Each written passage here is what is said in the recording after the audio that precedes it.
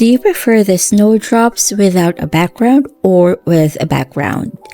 In this video, I'll show you how to do both. Stay with me until the end because this is from drawing to painting. I drew a curve for the stem, then a small oval. Then I added another oval for the petal.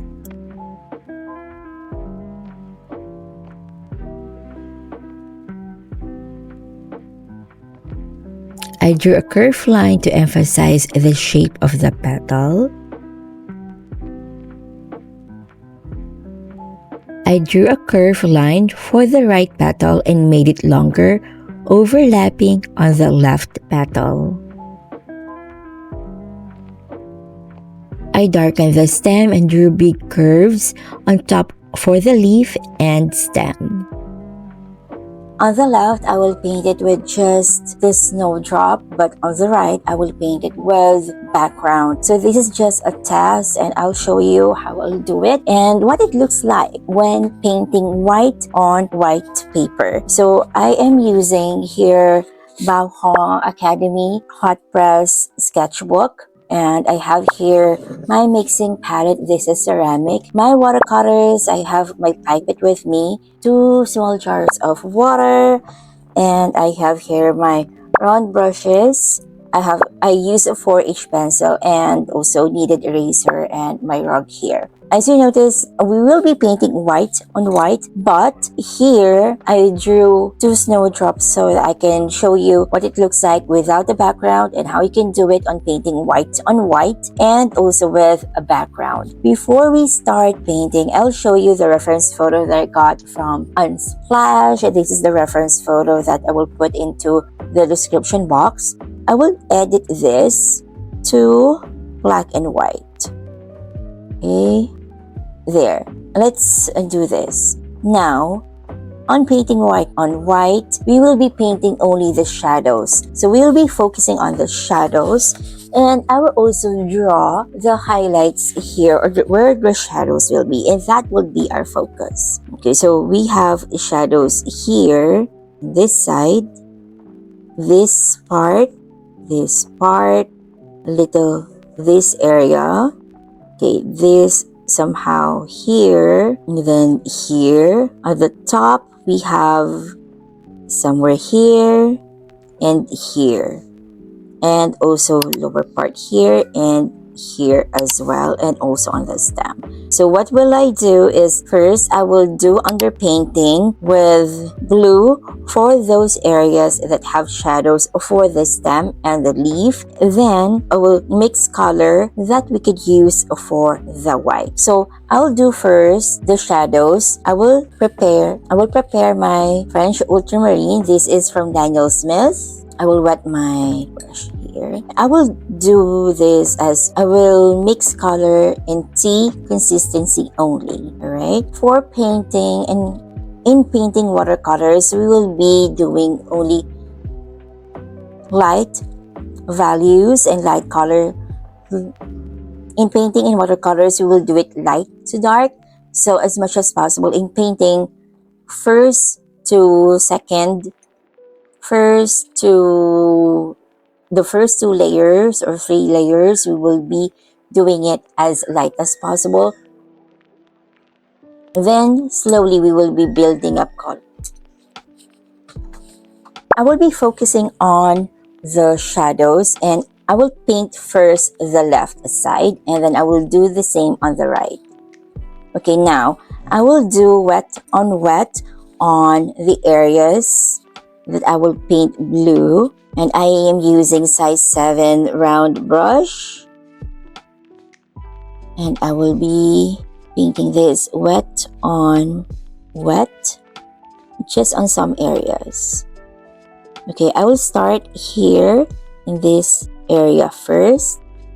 I will get my size 4 brush and I will paint this side. Okay, as much as possible, light tea consistency. If you are not yet familiar with water and ratio consistency or watercolor consistency, you can check my video about watercolor consistency, in which I will teach you the watercolor consistency or how you can control the water, how much paint you can add. Okay, that is the shadows here on this side. I will add also shadows here, and I will also soften the brush strokes. And then here I will paint a little bit here, just a little bit of blue.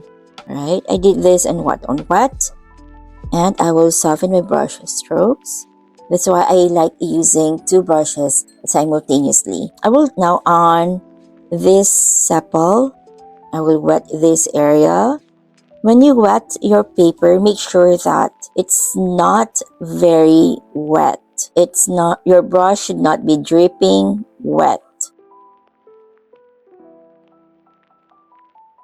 There you go. And I will soften my brush stroke. And I will also paint here. This time I'm painting wet on dry because the stem is very narrow or very thin. That's why I'm painting this wet on dry instead. There you go. For the flower, I won't paint it anymore because I will just use blue as underpainting for the green. But later on, I will just paint the flower. I will just do the same on the right side. When you do wet on wet, your brush should not be dripping wet. It should not be like this. Can you see the water there? Alright. Should not be like that. It should be just less water. So I remove the excess water using the towel here on my right. So I will be painting wet on wet here on this part. The same thing that I did on the left side. So I remove the excess water when I tap my brush here. I will do exactly the same. And you can let the paper absorb the water first. And then I will grab my smaller brush, the size 4. I got paint. It's not dripping. Alright.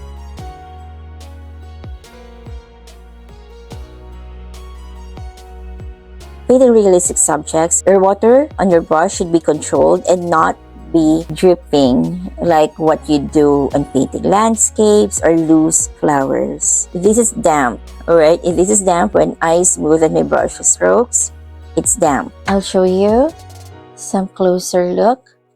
Here, the brush is wet here, so I remove the excess water using the towel here beside me, like that. And then I will paint with water. Okay. As you can see, my stem here, or this area, is not too wet. It should not be too wet. Okay, and I'm getting paint. It's also not dripping wet. It's very controlled. Alright. As you can see, it's wet. I remove the excess paint here because it's too much. And I will just continue painting. There you go. Now, I will get this bigger brush. I remove the excess water. It should be damp, not very watery. And I will just smoothen my brush stroke. I still have paint here. And I will use whatever left in this brush to paint on the stem.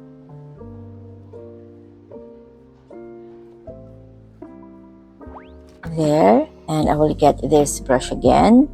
Will smoothen. That's too much water. So what I do is I will remove the excess water here using the towel.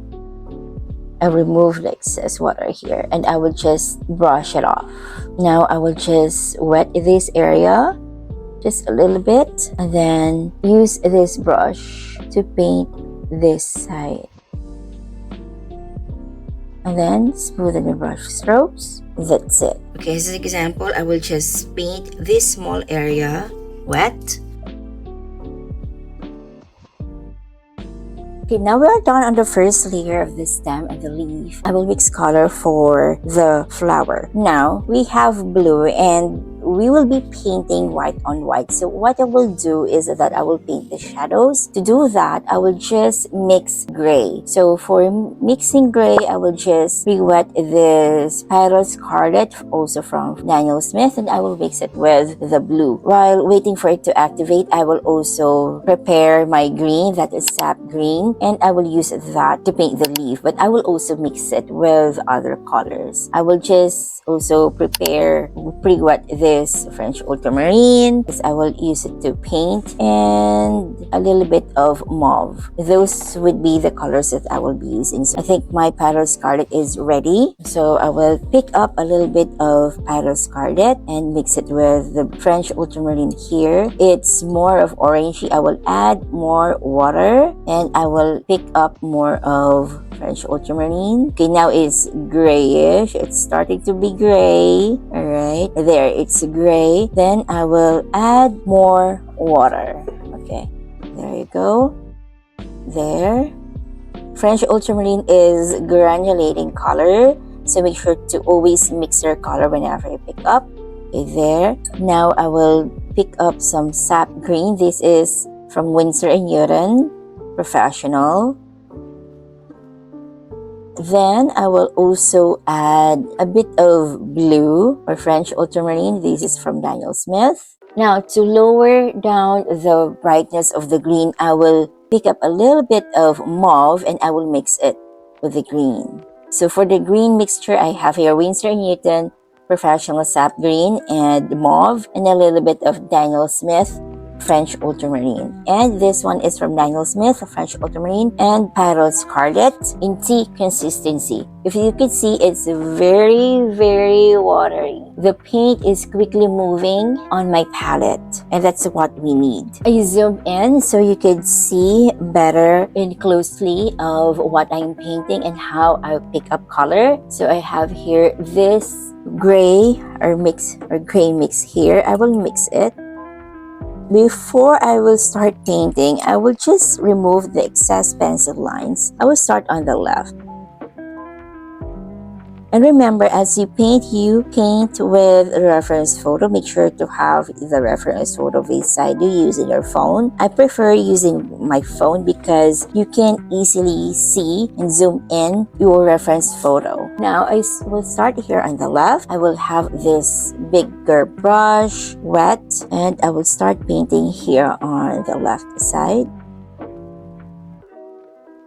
I remove more of the pencil lines where the highlights are, because in painting the highlights, I will just avoid painting on them. I do not use white gouache or white gel pen in painting the highlights, but I will just run a little bit of paint there, and most of the time I avoid painting on them. So there you go. I have here a gray and here also, and I will just smoothen my brush strokes here. I will just remove the excess pencil lines. There you go. Here I will just paint this wet on dry, because this is a tiny area. There you go. And I will just smoothen my brush stroke here. Okay, now I will move on to this side. I will pre-wet here, just up to this area where my pencil lines is, and then we'll pick up the watery gray, that mix that I have here.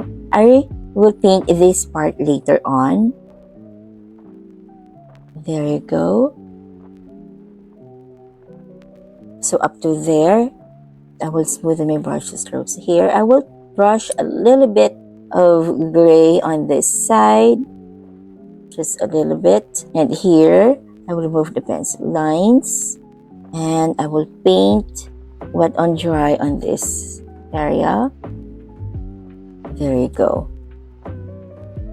And smoothen my brush strokes there. Okay, I'm done with the first layer of this flower. I will move on to this side, and I will paint the same thing.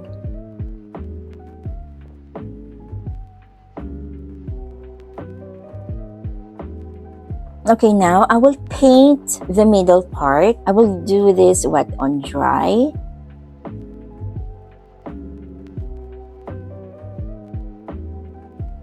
this part is more dark than the other petals because it is the petal inside. There you go. I will go back to the flowers later on, but now I will be painting the second layer of the leaf. So I rinse my brush. I will use this green. I will paint first this part here of the leaf with the green mix that we have. So here, check the reference photo and the outline drawing in the description box if you want to paint this snowdrop. Yeah, I will just brush it, re-wet the next areas that I will paint.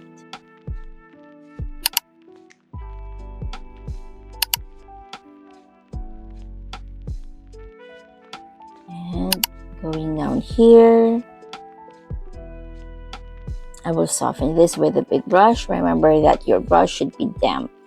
Okay, now I will move on to this part or the sepals, and I will just paint lightly, and I'll show you later how it looks like when you have underpainting and when you don't. Okay, there you go. While waiting for this side to dry, I will move on to the right side and I will paint the same.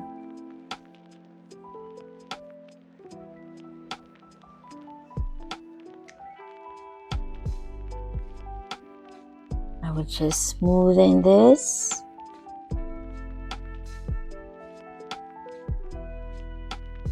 As much as possible, I try not to pick up a lot of green because we are just painting the second layer. As I paint, I will build up my color on the next few layers. I will just soften this so it won't dry with harsh edge. And this one, I will wet this and I will paint this with green. It went out of the line, but it's okay. I tried to fix it. Okay, there you go. But it's okay. Now this part of the leaf is dry, so I will wet this area.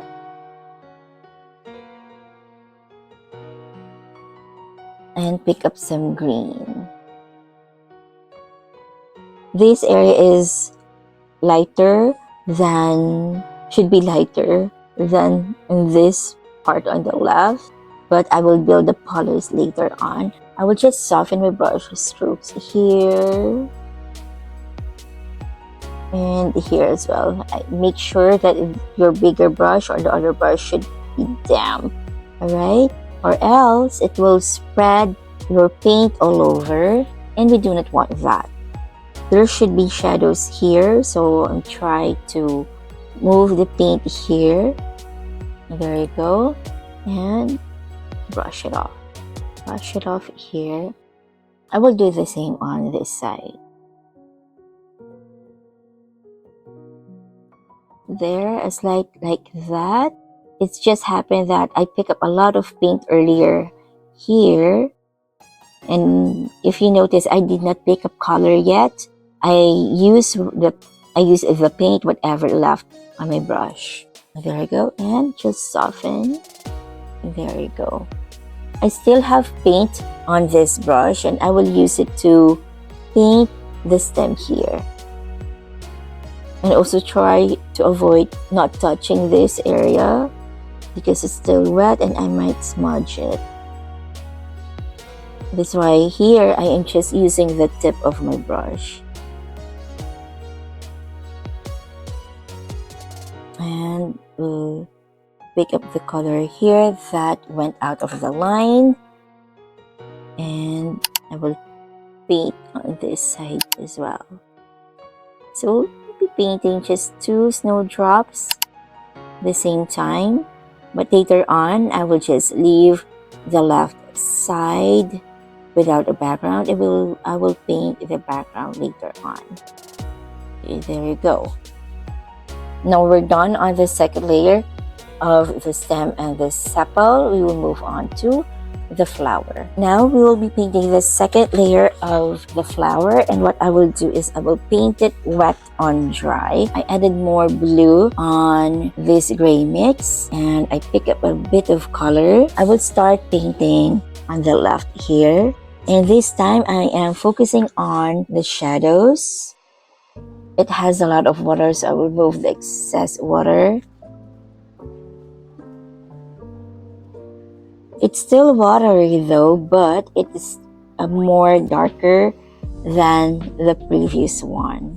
So I'm using the tip of my brush and brushing little by little on the flower, and make sure that I paint on the shadow areas only, and I try not to touch the highlighted area. So there are a little bit of highlights on this part, so I left it untouched, but I will move my paint here. And there you go. And then I will just soften my brush stroke there, and I will add more here and here. Now I will paint this area, the middle part. Okay, and then I will add more of shadows on this area.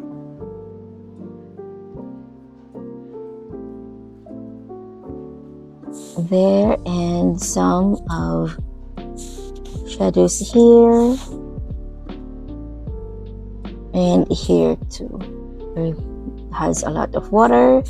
If you notice that you have a lot of water and creating some beads on your paper, remove it. Especially if you are painting as light as this. Okay, there. Now I will do the same on the right side.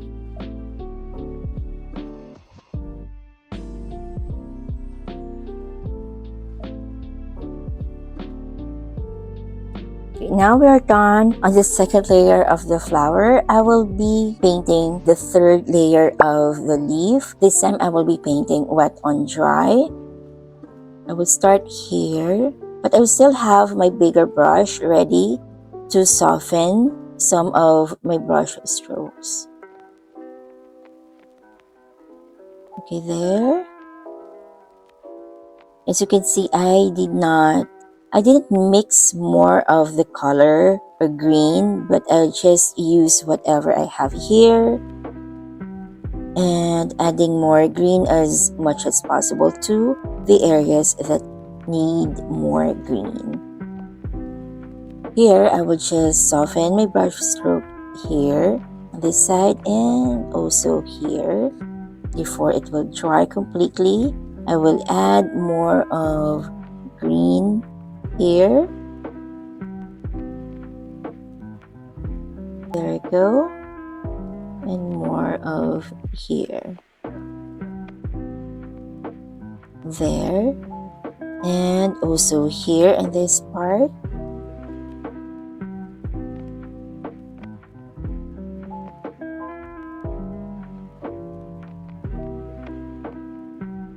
And more of green here. As you can see, I did not add more of green on some areas. I just follow the reference photo where I could see dark colors.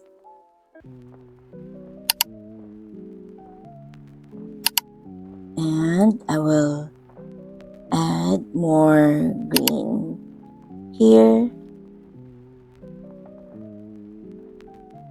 And I will just soften my brush stroke there. There we go. And I will do the same on the right side.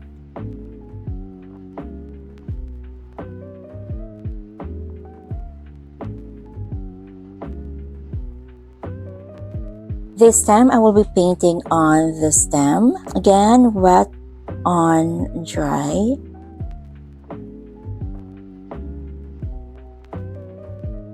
I will just add paint on the shadows areas only, and I will just leave the other part of the stem unpainted, like that. And there I go. As you can see, I did not paint on the top area. I just painted on the bottom part, and I will do the same here.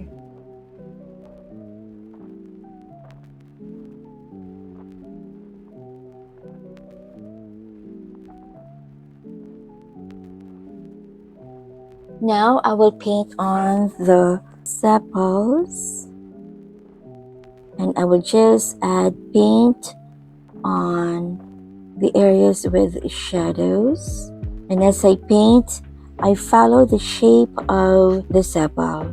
I hope you noticed that as I paint earlier, I just follow the shape of the flower or the leaf, because if not, your painting will look dull and flat.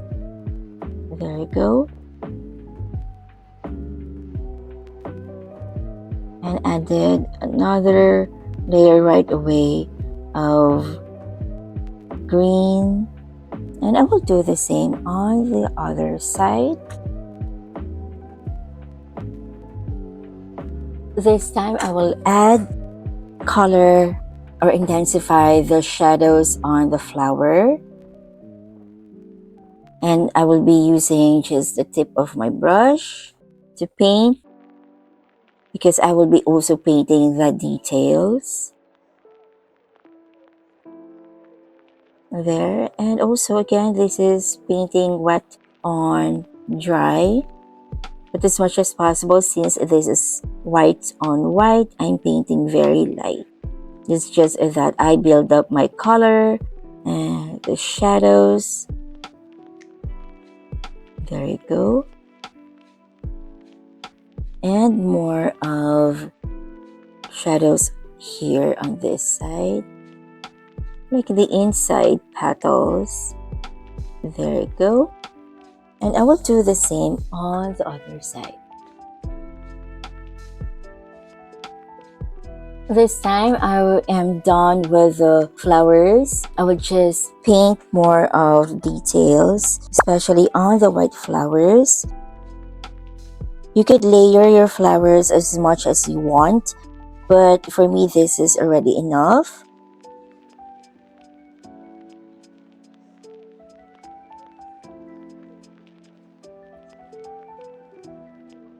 Now I'm done with the flowers. It's exactly the same. With this time I will add background on the right side, and you can see the difference. How does it look like? I know I am using a hot press paper, and this is not really ideal for painting backgrounds but let's see. For the background, I would just use the green mix that I have here, but I would like to add also dioxazine purple, and the dioxazine purple that I have here is from Core. I will just let it activate. I will pick up color here and mix it with the green here. I would like to add a little bit of French ultramarine there, so it would be like blue, purple, there, indigo color. There you go. I would just use this old brush to paint the background, and I will use the bigger brush that I have here, and I am painting water on the middle part first. The reason that I selected purple and blue, because this color can help to push the background farther and help your painting, your main subject, to stand out. So I just make sure that this area is wet and it won't disturb our painting. You could use whatever color that you would like to have for the background, but I would just use the accent purple and French ultramarine. I am very careful on painting the background, as you can see, and trying not to touch the snowdrop. Okay, I would just soften this. and soften this area. You don't have to paint evenly for the background. It's a background. You could paint like some areas lighter, some areas are darker. And I will continue moving to the right side. I suppose to start on the left side, but it's okay. There you go.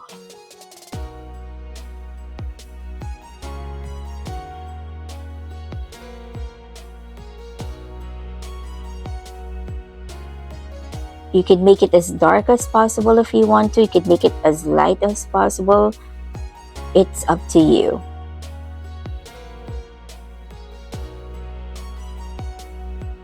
There, I will just soften this edge. The brush strokes in there and remove the excess water. Soften and soften here. I will just get more water to paint on this area.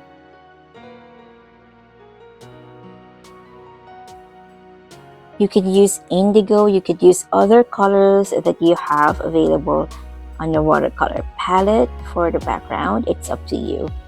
It's totally up to you. It's just, this is what I like using for my background. Okay, there. We'll just leave it like that. Like, it look like I want it like with a glow or something like that. And since I'm using a hot press paper, it's quicker to dry than using a cold press, but it's okay because I like painting realistic flowers. And this is just a test and to show you how does it look like painting with background and how does it look like without. And almost done.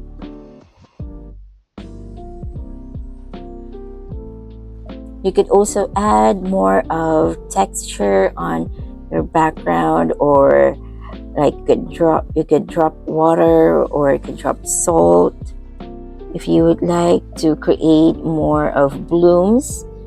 And blooms are very nice to backgrounds.